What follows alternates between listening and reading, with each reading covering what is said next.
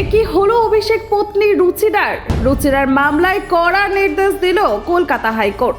রুচিরার নামে মানহানিকর মন্তব্যের লাগাম, কড়া নির্দেশ চলে এলো কলকাতা হাইকোর্টের তরফে। চরিত্র হনন বরদাস্ত নয়, রুচিরার মামলায় স্পষ্ট বার্তা আদালতের।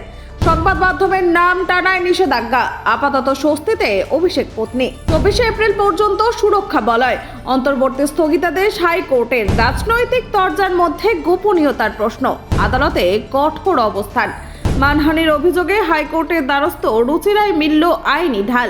অযাচিত প্রচার চলবে না, বিচারপতি কৃষ্ণা রাওয়ের বেঞ্চের স্পষ্ট নির্দেশ।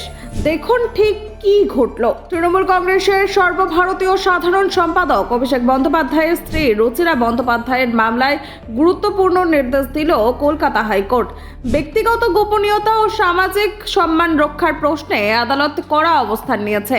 বিচারপতি কৃষ্ণা রাওয়ের বেঞ্চ স্পষ্ট জানিয়ে দিয়েছে, রুচিরার বিরুদ্ধে মানহানিকর বা অবমাননাকর মন্তব্য বরদাস্ত করা হবে না।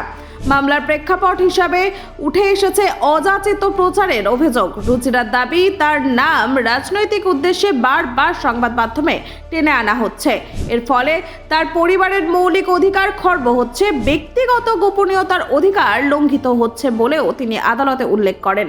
আদালতে রুচিরার আইনজীবী যুক্তি দেন, একজন সাধারণ নাগরিক হিসেবে তার ক্লায়েন্টকে রাজনৈতিক স্বার্থে অপমান করা হচ্ছে। সংবাদ মাধ্যমের একাংশ এবং কিছু রাজনৈতিক ব্যক্তিত্ব ইচ্ছাকৃতভাবে তার নাম জড়িয়ে প্রচার চালাচ্ছেন।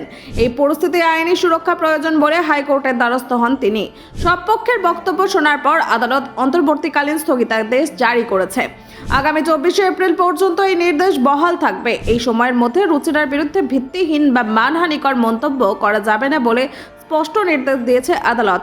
বিচারপতির পর্যবেক্ষক, আরও চরিত্র হননের চেষ্টা বা অসম্মানজনক প্রচার কখনোই গ্রহণযোগ্য নয়। সংবাদ মাধ্যমের স্বাধীনতা গুরুত্বপূর্ণ হলেও তা দায়িত্ববোধের মধ্যে ব্যবহার করতে হবে। ব্যক্তিগত মর্যাদা ও গোপনীয়তার অধিকার সংবিধান প্রদত্ত সুরক্ষার অন্তর্ভুক্ত। প্রসঙ্গত, পূর্ব বিনিয়োগ দুর্নীতির তদন্তে রুচিরার সামনে এসেছিল। সেই সূত্র ধরে তাকে তলব করেছিল ইডি। তদন্তের স্বার্থে তিনি সিজিও কমপ্লেক্সে হাজিরাও দিয়েছিলেন।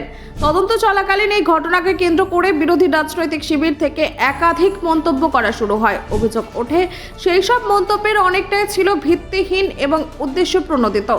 এই কারণেই মানহানিকর অভিযোগের তুলে আদালতের দ্বারস্থ হন রুচিরা।